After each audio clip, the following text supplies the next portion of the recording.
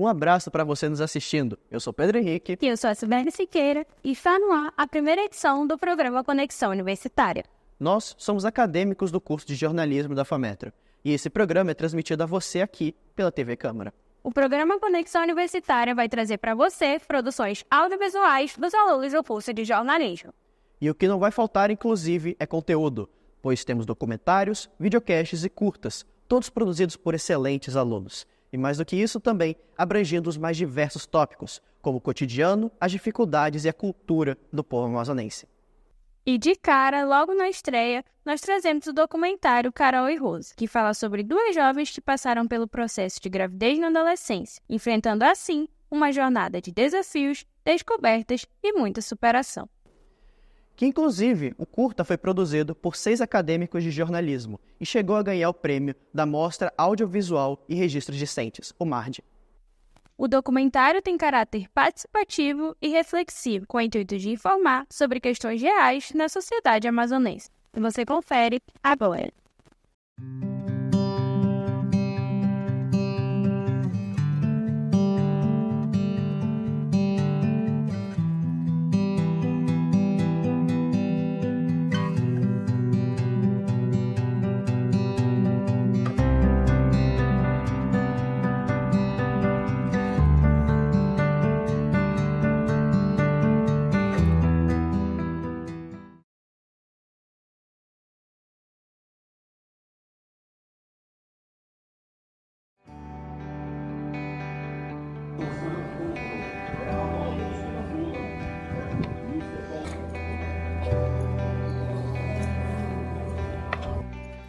Oi, meu nome é Rosiane, eu tenho 23 anos e eu fui mãe com 16 anos.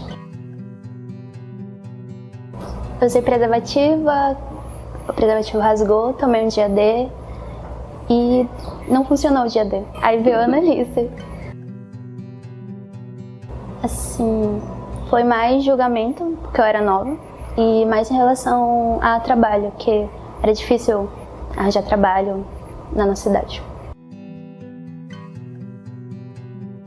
O pai da Ana, ele desistiu da escola para eu poder terminar o ensino médio. Ele nunca terminou o ensino médio. Cuidava dela e eu ia pra escola e ele nunca quis voltar. Nunca quis voltar pra escola. A lição, ele fica aos finais de semana com a Ana.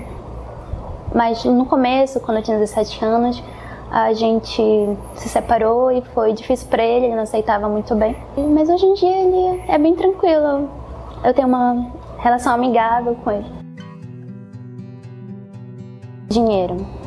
Dinheiro foi assim a maior dificuldade, mas depois que o Alisson ele começou a trabalhar com internet, ele melhorou. Primeiros 9 meses da Alice foi difícil.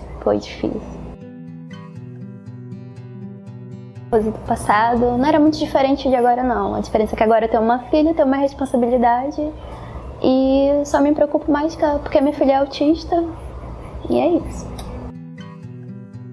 A Annalise, ela tinha 3 anos quando ela foi diagnosticada com autismo. Assim, eu já desconfiava, porque ela empilhava muitos brinquedos dela, enfileirava muitos brinquedos dela, andava em pontinha de pé, ou ficava fazendo gestos com a mão muito...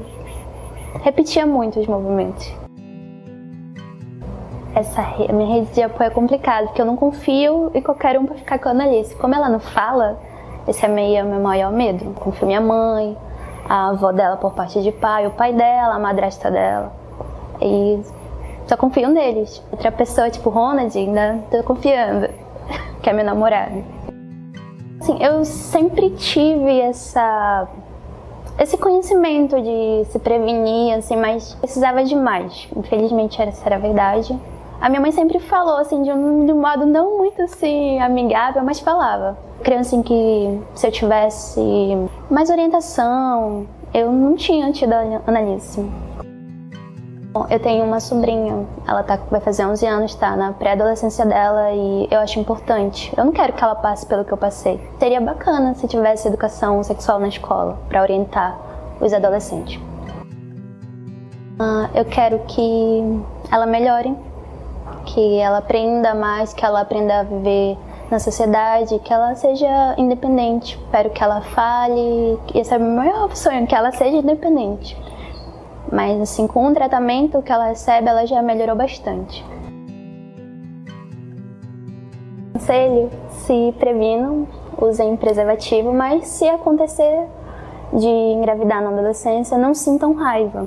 Não desconte na criança, que é a pior coisa que eu vejo é isso, e eu não gosto, de mãe abandonando seus filhos ou rejeitando, como eu já vi. Minha melhor amiga não aceitava o filho dela, ela teve com 19 anos e eu achava isso muito ruim quando ela falava pra mim.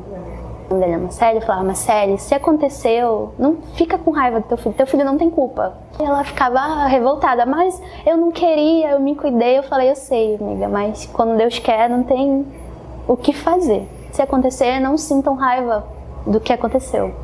Aceitem, que é só o que vocês podem fazer.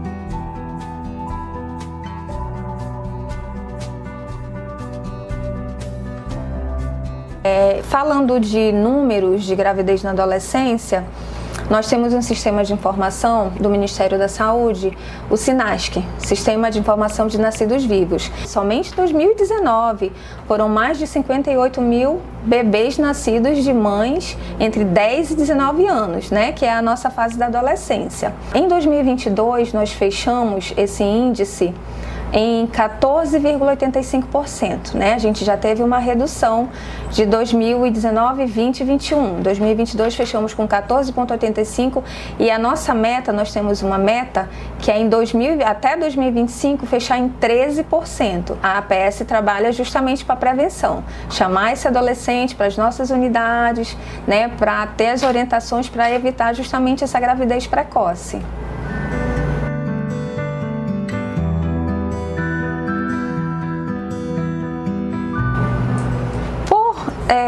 Esse adolescente ainda geralmente ser imaturo, né? A gente sempre, no caso de uma gravidez principalmente, a gente sempre pede a participação da família. Acontece muito do companheiro abandonar, né? Então ela costuma ir sozinha às consultas de pré-natal, ouvir as orientações, né? A gente procura ser o mais simples e se fazer compreensivo, né? Compreensível. Mas a gente sempre tenta trazer a família para perto desse adolescente, né? Porque são vários impactos sociais, são impactos emocionais, né? Depois ela vai precisar retornar ao mercado de trabalho ou à escola, né? Então a gente sempre tenta trazer a família para acompanhar por conta, para tentar reduzir um pouco desses impactos nela.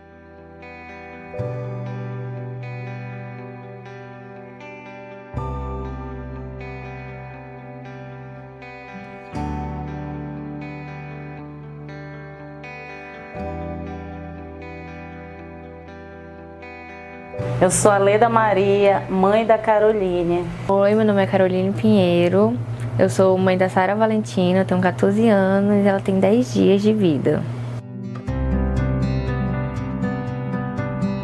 Eu fiquei sem reação, assim, né? Quando eu fiz o teste, deu positivo, aí eu fiquei sem acreditar, assim, né? E quando eu descobri que eu tava grávida, eu já tava com 3 meses dela. Aí demorou bastante assim pra me acreditar, né? Depois que a minha barriga foi crescendo, foi caindo a ficha. Um susto muito grande, foi muito choro. Mas aí depois, né, a gente foi se acostumando com o ocorrido, né, com o que aconteceu, né? Pelo fato de ela ser muito jovem, quando nós descobrimos que ela estava grávida, ela tinha apenas 13 anos. 100% ensinamento para ela, até porque é uma criança cuidando de uma outra criança, né? Ela é bem tranquila, né? Ela é muito difícil para chorar. E ela dorme, se deixar ela dorme a noite todinha. Só que aí a pediatra disse, né, que tem que acordar ela entre 3 horas pra ela mamar, que ela não pode ficar sem mamar. Mas se deixar ela dorme a noite todinha, ela é muito tranquila pra tomar banho também, ela não chora. Ela é muito tranquila. O fator principal também, né, é o futuro, que a gente já está entrando no futuro dela, vai terminar os estudos. Quando terminar a licença, né, eu pretendo sim voltar para a escola, porque meus pais também me dão apoio, né, eu tenho total apoio deles, eles vão me ajudar. E enquanto eu ficar em casa com ela, né, eu vou ficar fazendo aula online para mim não parar meus estudos, me formar, né, porque esse ano é o meu último ano do fundamental e ano que vem eu já vou pro médio. Agora tem uma criança, né, de início foi um susto e hoje é um amor incondicional, a gente ama demais e todos os ensinamentos que a gente puder dar para ela, a gente vai dar, mas o fator principal é a formação dela, os estudos e o futuro dela.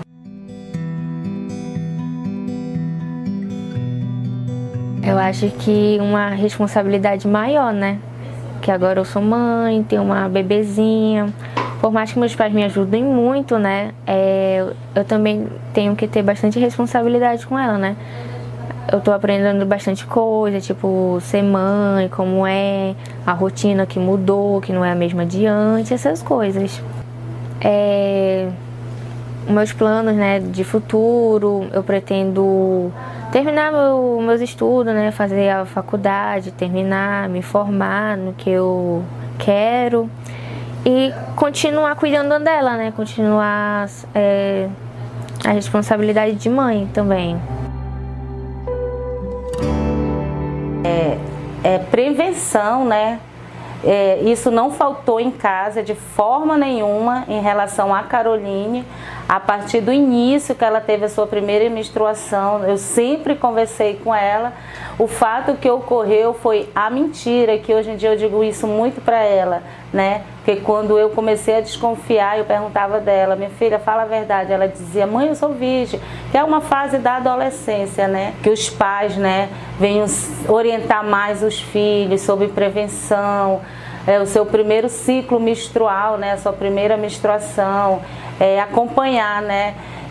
Assim, de fato, eu não falhei nisso, ela está ciente disso que eu não falhei nisso, né? Eu fui sempre uma orientadora dela em todos os termos. A questão dos jovens, né, que eles deixam de confiar na mãe, acabam confiando nos amigos e acaba acontecendo o que aconteceu, né? Mas agora é seguir daqui para frente, o futuro e total apoio da família. Ela tem total apoio da família. Depois de um grande susto, né? Agora é só orientar.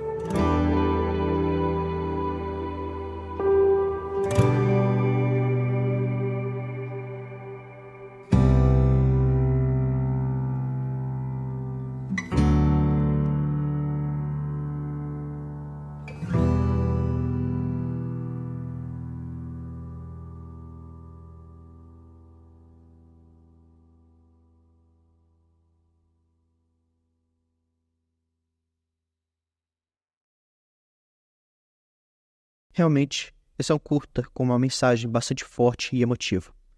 Mas também gostaria de aproveitar esse momento para conversar um pouco com as responsáveis pela produção que acabamos de assistir. Gostaria de dar as boas-vindas aqui para Kalinka Macedo e Adrícia Pinheiro. Olá, tudo bem? Sejam bem-vindos aqui ao programa. Eu gostaria de começar com algo mais simples também, perguntar para vocês direto com relação no caso, como foi a ideia para fazer esse curta, de onde veio a ideia para ele? Pode falar, Adrícia. A ideia de fazer esse documentário surgiu em uma aula mesmo, né, no curso, com a professora Tânia. O documentário ele foi feito na matéria de documentário, mas a gente tinha outras matérias, começou a discutir, porque a gente estava com a ideia de fazer podcast, e surgiu a ideia de ISTs, primeiramente, né? E aí a gente pensou, quais são as decorrências, né, quando não se usa proteção, o que pode acontecer e tal. E aí a gente viu que seria uma coisa muito elaborada falar de muitas doenças, por exemplo, né? E aí a gente pensou na gravidez na adolescência, porque quando não tem a prevenção, enfim, pode acontecer. E foi daí que surgiu a ideia. Certo. Uma coisa também, aproveitando no caso, justamente essa ideia de onde surgiu a produção, eu gostaria de saber também como foi a escolha para personagens para vocês. Quando a gente resolveu seguir essa ideia da gravidez, a gente tentou pegar dois ângulos, que tem a Rosa e tem a Carol.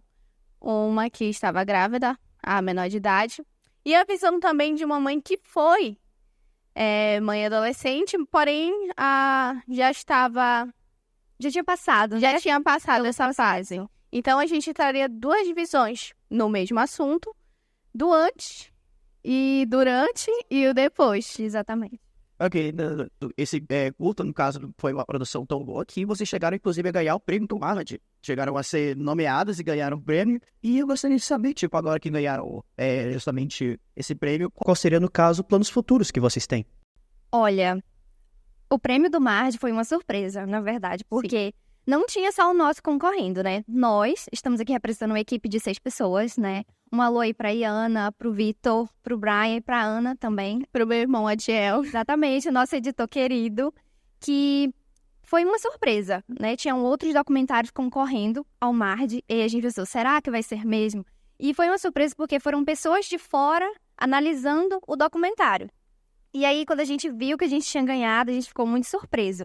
E aí, quando a gente teve essa premiação, passou tudo, né? A gente levou o prêmio para casa. E aí a professora Leila veio com a ideia de ter, né, de participar, na verdade, do Intercom. Dentro do Intercom tem o Expocom, que é onde você tem várias categorias para concorrer, desde podcast, produções audiovisuais, texto, muita coisa. E aí a gente resolveu participar, né, do documentário avulso, e vai acontecer agora.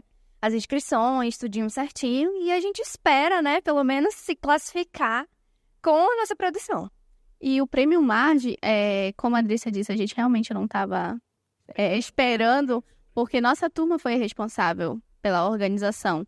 Então, a gente acabou meio que deixando de lado o prêmio e focando em si no evento. Então, foi uma grande surpresa quando o nosso documentário ganhou. E gostaria também de agradecer a participação de vocês e também parabenizá-las com a produção no curta e com os planos, no caso, futuros que vocês estão se inscrevendo, e também agradecer mais uma vez a participação de vocês aqui no programa. Muito obrigada. É um prazer estar aqui representando nossa equipe, né? Que esse documentário sirva de inspiração para as outras turmas também, se capacitarem, cada vez mais investirem em produtos como esse. E quem quiser rever o nosso documentário, é só ir no canal do YouTube e pesquisar Carol e Rose no canal Todos Sabem Agora. Muito obrigada.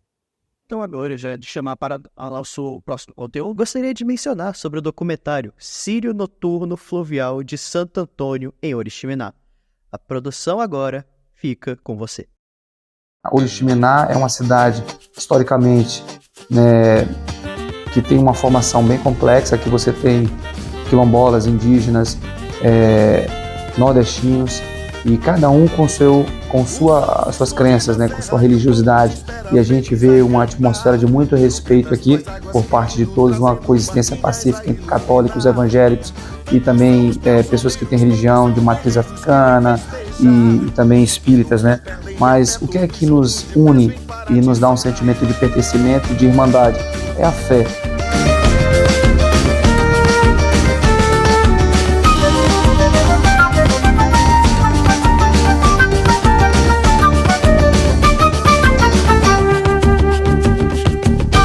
O Círio é realizado sempre no primeiro domingo do mês de agosto, porque antes a festa tinha data fixa.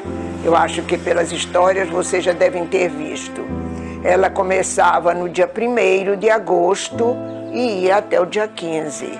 Que sempre a festa começa com o Círio, que é o fluvial, que não sei se é verdade, mas se diz que é o maior círio fluvial noturno do mundo, né?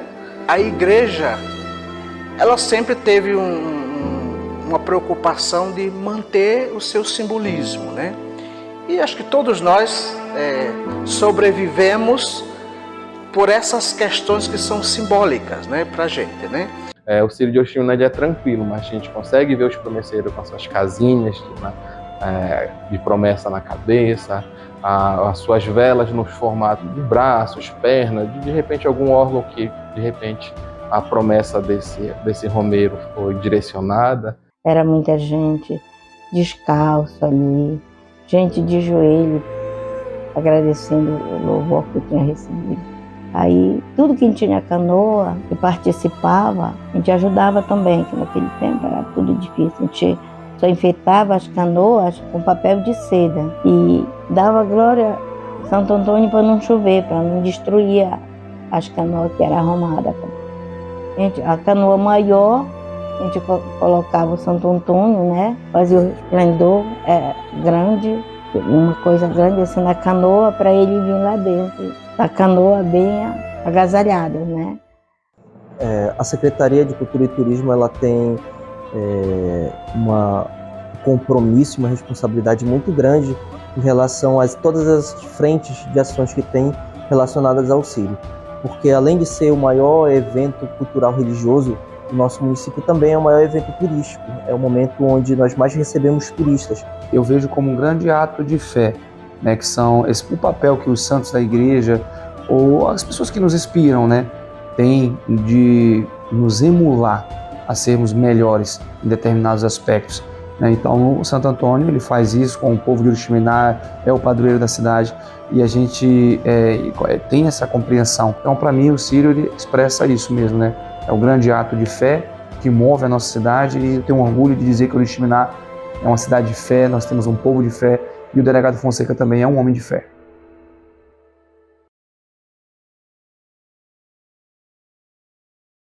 Antes o Círio pra gente era o quê? Era uma festa, né? Eu tô falando enquanto na minha idade infanto-juvenil, era uma festa que você precisava de uma roupa nova para você ir para esse Círio, né? E você fazia, eu vendia flauta, vendia berlinda, e passava de essa, mas a gente tinha que adquirir uma roupa nova. Se não tivesse a roupa nova, vai ficar muito difícil ir pro Círio. Ponto. Quando eu era criança, eu tenho essa memória afetiva, né, com meus pais, descendo 24 para a Rua 24, né, na frente da cidade, tentando achar um lugar para ver a balsa, né? Eu lembro dela vindo de longe, toda iluminada, com as barquinhas. Então isso é a memória afetiva que eu sempre carreguei. Isso aí é aquilo que nós temos de mais precioso, e essa liberdade, nós podemos expressar essa fé e defendê-la também, é o que nos constitui como Estado democrático de direito e nos põe aí na vanguarda entre as nações civilizadas ocidentais.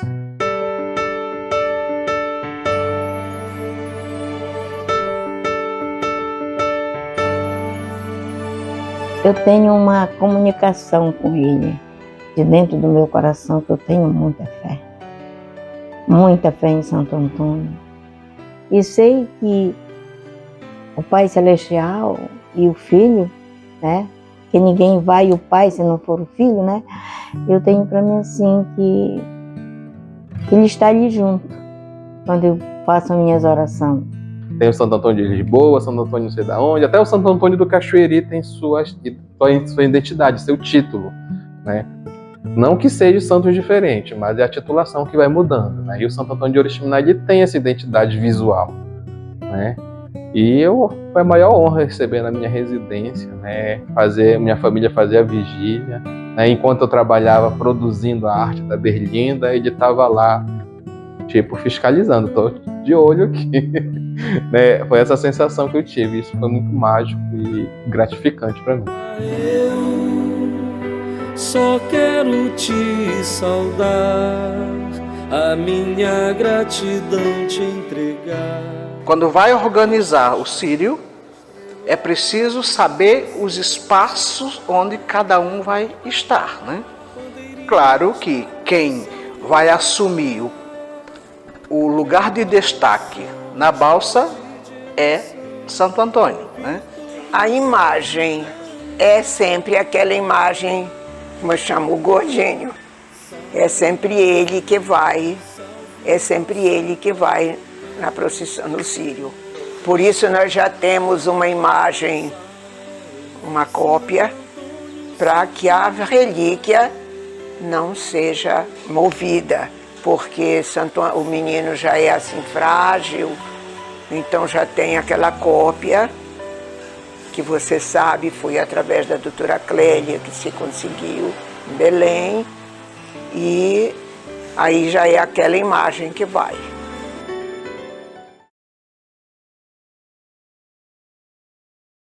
A veste do menino Jesus antes era confeccionada com muito carinho, Eu confeccionei muitas vezes, a Roselena Carvalho, nós confeccionávamos sempre assim, eu, ela, a gente fazia sempre aquela camisinha muito rica, como se imitava as camisas de batizado do outro tempo. Depois, o Dom Martinho achou que devia tirar, porque o menino Jesus nunca andava preparado, andava no máximo com uma fraldinha, né? Então foi tirada a roupinha dele. Hoje, atualmente, ele está usando aquela camisinha simples, porque pediram licença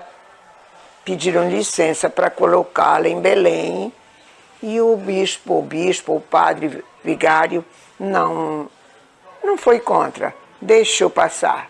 Então, por isso, ele está vestido com aquela roupinha.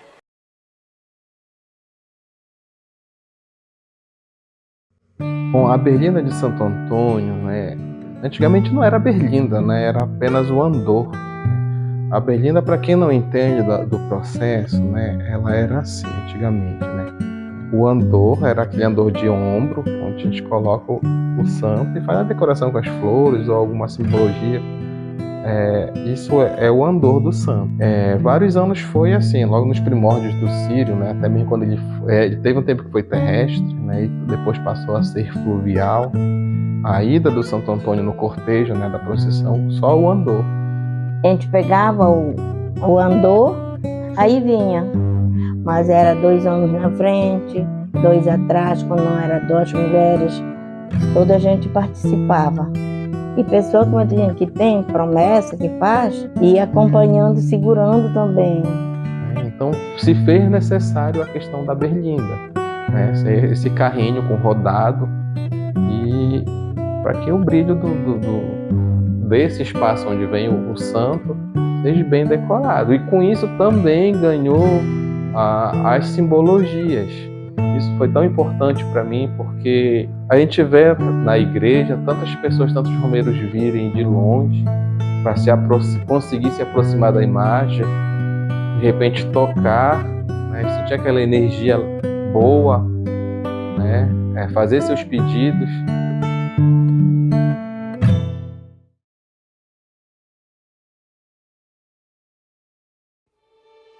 A Balsa do Círio, ela vem acompanhando sempre o tema da campanha da fraternidade.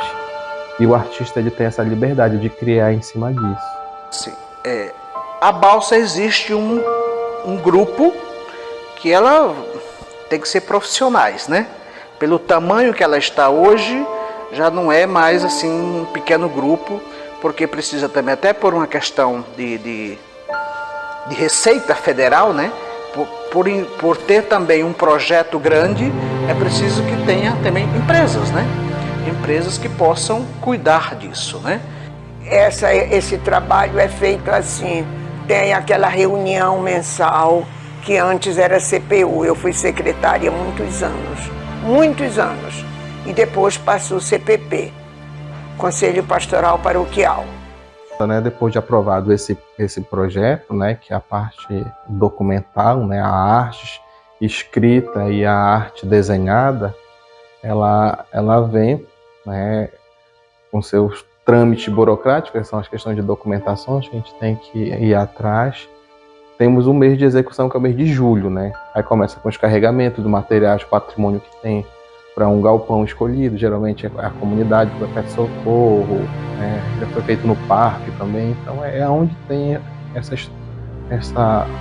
esse espaço bom para se trabalhar é escolhido. Geralmente é a comunidade do Perpétuo Socorro.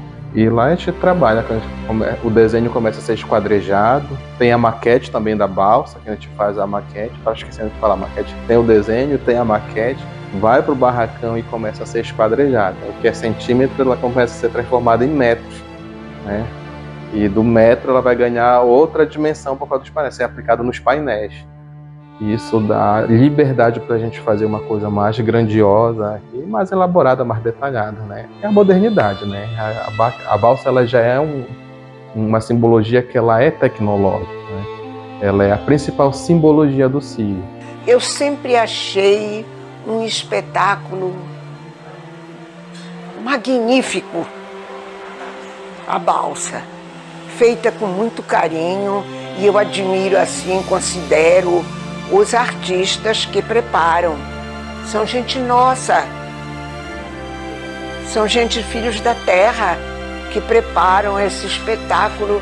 Uma vez eu fiquei assim perto no porto quando chegava e eu achei deslumbrante aquilo, aquele espetáculo, aquela beleza que mãos humanas preparam, e é uma coisa feita, pode você ver, eu sempre falo, com muito amor, porque onde não tem amor, não se realiza um trabalho desses.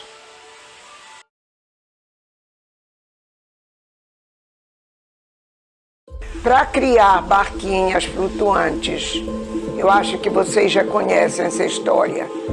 Foi uma barquinha, um balão que caiu da canoa onde estavam e ficou flutuando. Então perceberam que dava para fazer balão para enfeitar o rio. Lucas Silva, que veio aqui comigo perguntar se eu não dava jeito se eu não ajeitava umas barquinhas, né? Ele veio aqui comigo, eu disse que eu ia ver o que eu fazia. Aí eu disse, vou ver como é que eu faço. Eu e José Souza, já faleceu, né? Aí nós pelejamos o que a gente podia fazer. Até que nós acertamos, eu chamei ele, veio ver, ele gostou. Ele gostou que eu podia continuar a fazer assim. Antes de eu conhecer bem, né, o meu marido falou que era colocado na cuia. Colocava, a vela pingava, né, e colocava para eles. Passou muitos anos, aí com o processo do tempo, aí foi muitos anos a madeira. Nós vimos que a despesa era muito grande quando nós chegamos para cá, que a gente começou a trabalhar, que eu ajudei a coordenar. A gente tinha um senhor chamado Rodrigo Maciel e ele disse que alguém no interior já tinha feito com aninga.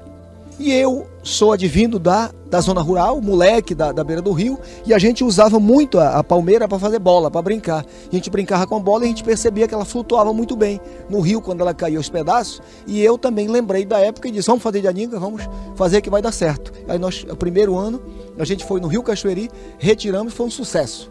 Foi um sucesso para quem não sabia.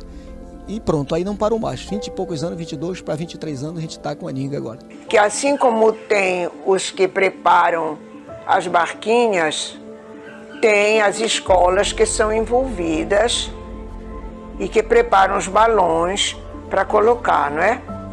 Porque isso ocupa muita gente. E a partir desse momento, a educação ela se mantém, né, enquanto parceira, né, trabalhando a religiosidade em sala de aula, o lado artístico, mantendo-se também um trabalho de incentivo, para aquele aluno que de repente naquela situação, naquele processo todo, surgem também artesãos, surgem artistas plásticos.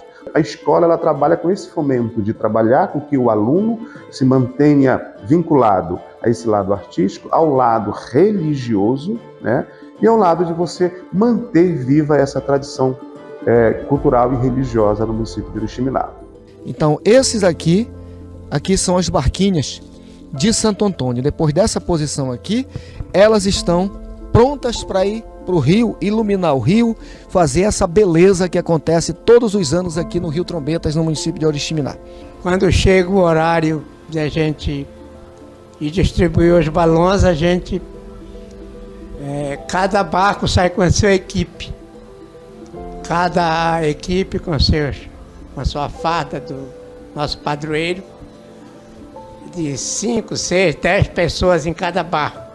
Quem soltava os barquinhos era naquele batelão grande, e o homem ia, seu Tomás, ele ia na voadeira, puxando aquele barco grande, né? E nós íamos lá, eu com minhas colegas, ia lá no fundo do batelão, acendendo, e uns homens soltavam dentro d'água, estavam para dentro d'água.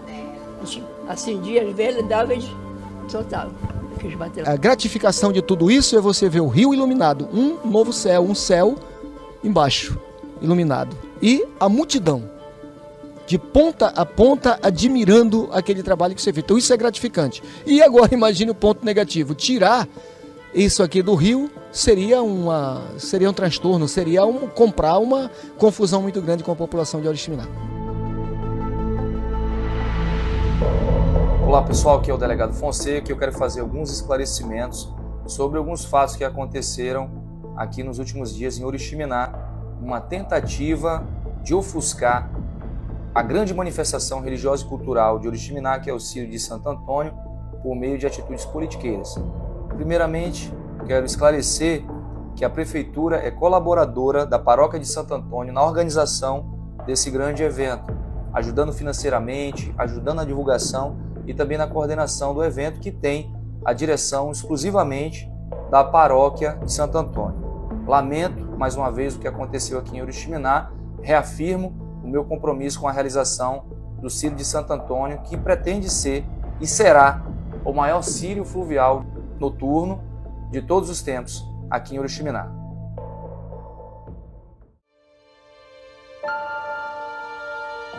Eu tive a felicidade de ter essa oportunidade de ser produtor do Museu do Círio, né? E ele traz consigo uma dinâmica muito bacana. Ele trabalha 3 evoluções do Círio, né? A primeira evolução, que é o primeiro Círio fluvial, né? Fique bem claro também que ele retrata a parte do Círio fluvial, né? Que era uma canoa, né? A canoa com os 8 remadores e a imagem de Santo Antônio, acompanhada por diversas outras canoas também, né? Todas enfeitadas de bandeirinha. E a segunda evolução no Museu do Círio, ele é inspirado já quando o Círio passou a ser nos barcos já motorizados, né? A principal embarcação, que é onde conduzia Santo Antônio, era o barco Motor Leão.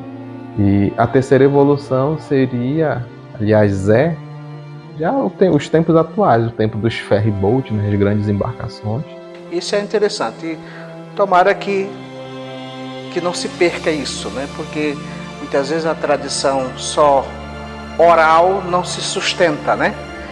Precisa também da visual, né? Para que a gente possa também ligar as duas coisas, né? Média quase 5.000 pessoas vêm nesse Museu do Círio para ver, para entender, para conhecer, e principalmente os turistas.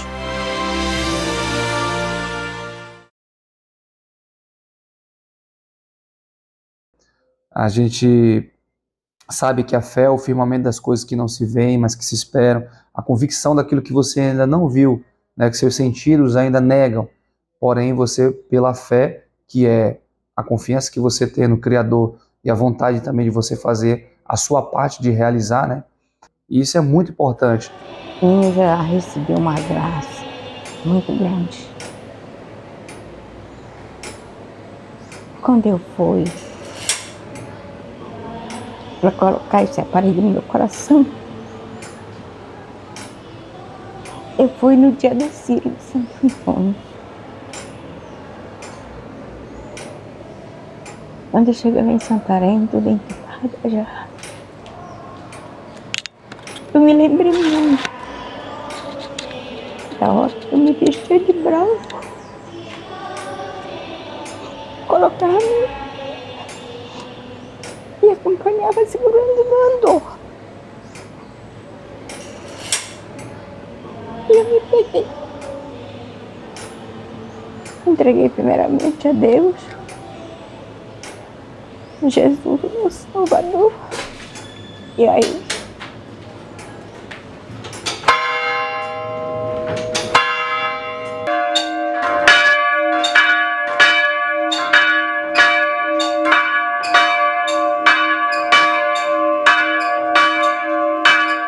quando eu recordei, era umas 6 horas da tarde.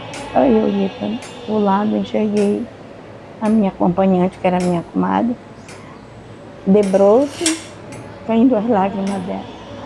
Aí ela olhou assim para o meu lado, aí eu fechei meu olho.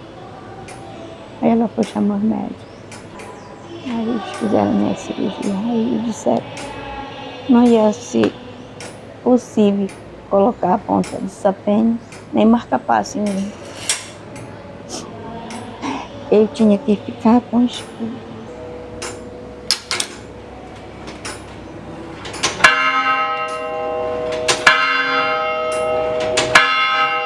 Então isso eu dou muita glória a Santo Antônio, que nosso Pai eterno, que eu saí dessa. 10 milagres tu procura, pede pede logo a Santo Antônio, salve de ventura, Cerro malo do demônio, torna manso mal, das prisão quebra as correntes, que tá perdido faz achar, e dá saúde aos doentes.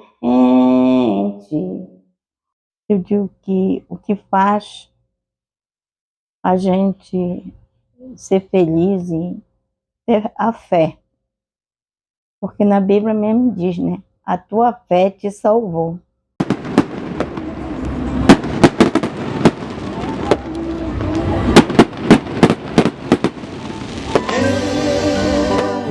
Só quero te saudar, a minha gratidão te entregar.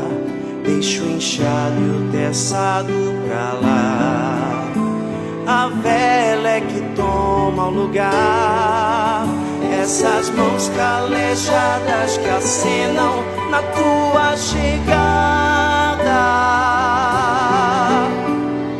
todos unidos na fé, ribeirinhos e toda a cidade, que se unem na fé e no amor, na missão do evangelizador. Entre balões iluminados, como se fosse o céu estrelado, meu rio se agita no eterno bailar, bandeirinhas balançando o ar, meu coração explode de emoção ao ouvir todo o povo cantar. Salve, salve o nosso padroeiro, Santo Antônio, olhai o teu povo guerreiro.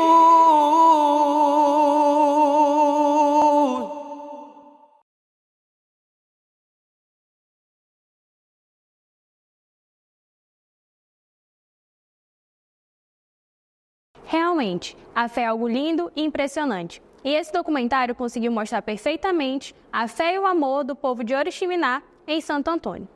Agora, eu estou aqui com André Araújo e Rodrigo Xavier, os produtores desse lindo documentário. Sejam bem-vindos. Obrigado, Cibele. Obrigado pela oportunidade que nós temos aqui para mostrar o nosso documentário. É um documentário que fizemos com muito amor, com muito carinho, e é uma coisa muito gratificante. Olá, Cibele. Olá, pessoal de casa. Espero que tenham gostado realmente do nosso documentário. Nos esforçamos muito para fazer essa obra. E como foi esse processo de criação desse documentário? Da onde surgiu essa ideia? Bom, este documentário, a ideia desse documentário surgiu em março de 2023, em março do ano passado. O nosso propósito era mostrar o evento do Círio de Oriximiná, era uma forma de representar o povo oroximinaense e mostrar como era feito esse documentário, qual é a parte, como é feito o Círio, como é criado o Círio. Foi um trabalho muito árduo, um árduo trabalho. O Rodrigo, ele gravou os depoimentos das pessoas envolvidas do Círio, eu fiquei com a parte do roteiro, e o Kevin, que também é um outro envolvido no projeto, ficou com a parte da edição. E foi interessante que essa produção exigiu que eu saísse aqui da cidade de Manaus e fosse para Oriximiná fazer essas gravações. Foi uma semana intensa, né? No mês de março. Vivenciou realmente, né? Vivenciamos. E é um documentário participativo. Tem ali os depoimentos dos personagens.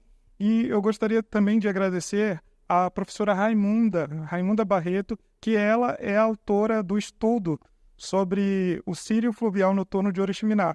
Então, baseado na pesquisa da professora Raimunda Barreto, foi uma excelente pesquisa que surgiu, então, o documentário. Algo assim durante a produção, o que mais surpreendeu vocês estando lá e vivenciando realmente a cidade e o Círio? Então, a cidade de Oriximiná fica no oeste do Pará, mais ou menos uns 900 quilômetros distante de Manaus. Então, para chegar lá, daqui para lá são um dia e meio de viagem. E reunir todos os personagens é um desafio, porque eu precisava saber quem eram as pessoas que diretamente trabalhavam na construção desse evento grandioso, porque movimenta toda a cidade. É um evento que, digamos assim, se aproxima muito do Natal, do fim do ano, como magnitude de evento. Então, é um evento grandioso no mês de agosto. Começa no dia 1º, como você viu no documentário, e vai até o dia 15. Como eu estava lá em março, eu precisava correr atrás dos personagens. Então, foi uma loucura ligar para todo mundo, andar pela cidade, porque eu não tinha transporte naquela semana.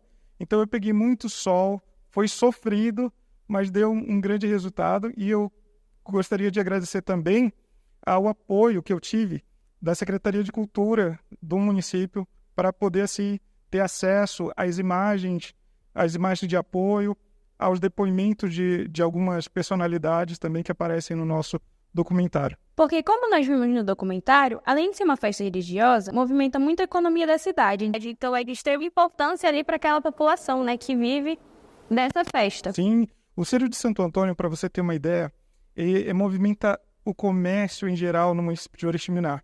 É a maior festa que se tem noturno sobre o rio naquela região. Então, movimento comércio, vem turistas, vem outras equipes de TV para cobrir o evento.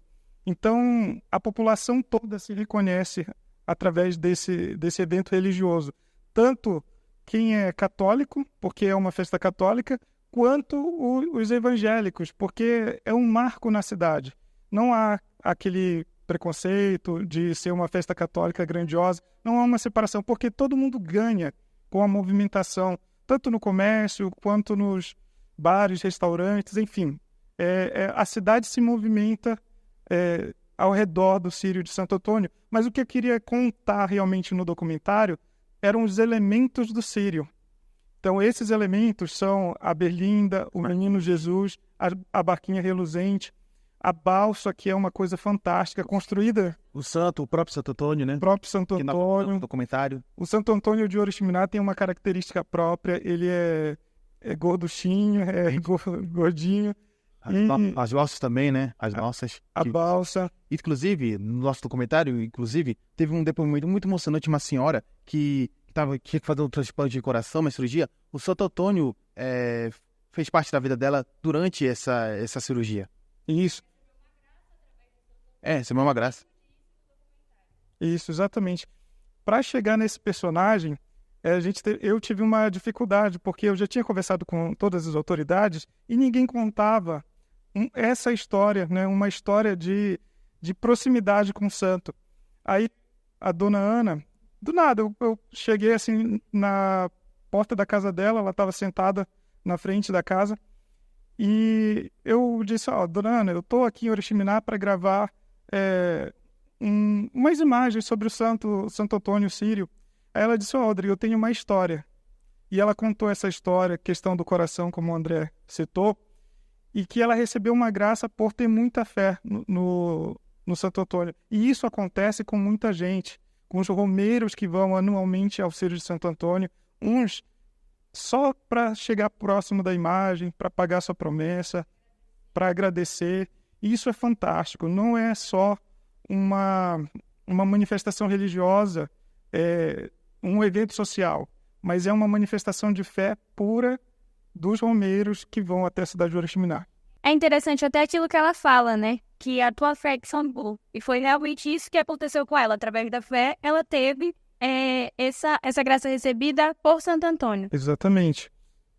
André, quer citar algum outro detalhe do roteiro? Bem claro. Inclusive também mostramos a translação do Círio, né? Dos barquinhos, né? Como foi feito o Círio. A translação do barquinho no seu local de barque até o local da festa, né? Que é uma coisa muito bonita, né? Também os fogos de artifício também, né? Inclusive, e outra coisa, também abordamos a coisa da poluição, né? Porque muitas pessoas acham que os barquinhos também podem causar danos para o ambiente. E foi uma coisa muito como posso dizer, nós estudamos a dedo todos os detalhes para fazer um documentário e que estivesse de acordo com o Círio e de acordo com essa festa que representa a população de Oriximiná. Realmente. E vocês tiveram alguma produção anterior? Porque nós podemos ver que esse documentário ele é bem profissional. E aí eu queria saber se vocês tiveram alguma produção anterior ou essa foi a primeira produção de vocês. Não, nós tivemos muitas produções também. Ano retrasado, 2022, nós tivemos o Flow Podcast, né? Que o Rodrigo me convidou para trabalhar no Flow Podcast, que gravamos aqui no estúdio de rádio da FAMetro. E foi muita coisa muito legal, né? Inclusive, depois do decorrer do ano, o Flow Podcast se transformou em nossas fichas. E também podemos abordar várias coisas, entrevista, podcast, notícias de esporte. E também temos o Revista Oriximiná, né, Rodrigo? Que é o nosso blog, nosso blog que nós abordamos notícias de Oriximiná, notícias de Manaus, notícias de esporte e notícias do Big Brother Brasil, né? Porque é uma coisa que engloba todo o Brasil e nós queremos abordar todo dia essas coisas. E, inclusive, e também tivemos um Encast, né? Que era um projeto de sala que nós fizemos também, perguntando para você o que é verdade e o que é mentira. E o Encast também ganhou o prêmio do MARD de prêmio Audiocast, não foi, Rodrigo? Isso aí. E, inclusive, falando de premiação, nós participamos do Conjor, junto com a turma, com um programa jornalístico e ganhamos um prêmio também. Exatamente. Eu fui o editor desse programa jornalístico e o que me deu já um embasamento para a produção do Círio de Santo Antônio de Oriximiná, porque o Conjó foi antes, então precisávamos entregar isso em tempo recorde e em seguida já abraçamos o documentário do Círio e o Encast ganhamos prêmios. Então ganhamos 2 prêmios no ano de 2023, ano passado. Ano de 2023. E pode dizer que foi um ano de glórias também, glórias e conquistas. Esperamos que venha muito mais esse ano. Isso. E essa produção do documentário foi feita a primeira exposição de sala de aula, na aula de documentário. Exatamente. Na aula do professor Rômulo, né? Muitas pessoas puderam ver nosso trabalho, né? Foi uma coisa emocionante, uma coisa muito legal, né? Porque as pessoas viram como foi feito o processo, com os depoimentos das pessoas. E, detalhe, nosso documentário não tem narração. São as próprias pessoas, os próprios entrevistados que falam. Como vocês puderam ver, são os próprios entrevistados que falam do Círio, como ele funciona, como o negócio dos barcos, da translação, enfim. É uma coisa muito boa. Eu parabenizo vocês e agradeço pela presença. Foi um prazer receber vocês aqui. E agora chegamos ao fim da nossa rodada de bate-papo com os produtores do documentário Círio Fluvial Noturno de Santo Antônio, em Oriximiná.